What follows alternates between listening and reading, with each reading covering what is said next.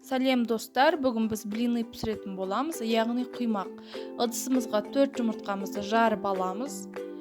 Одан соң 2-3 үлкен ас қасықпен қантымызды саламыз. 1 шай қасық тұз, жарты шай қасық сода саламыз. Жақсылап араластырып аламыз. Миксермен араластырып отырамыз.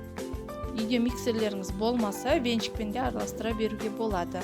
Жақсылап көпіртіп араластырамыз.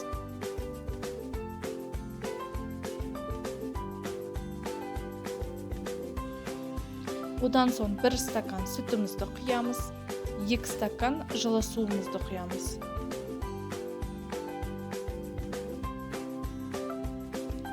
Тағы да жақсылап араластырамыз. Араластырып отырып, ұнымызды жай-жайдан салып отырамыз. Ұнымыз қамық болып қалмасын, сондықтан жақсылап араластырыңыздар.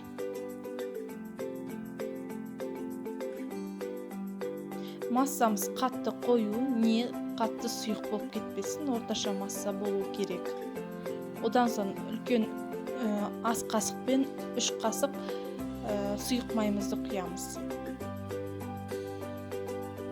Кішкене араластырып аламыз. Одан соң біздің массамыз дайын. Отымызға сковородкамызды қойып қыздырамыз. Одан соң массамызды құямыз, екі жағынан қызартып пісіріп аламыз.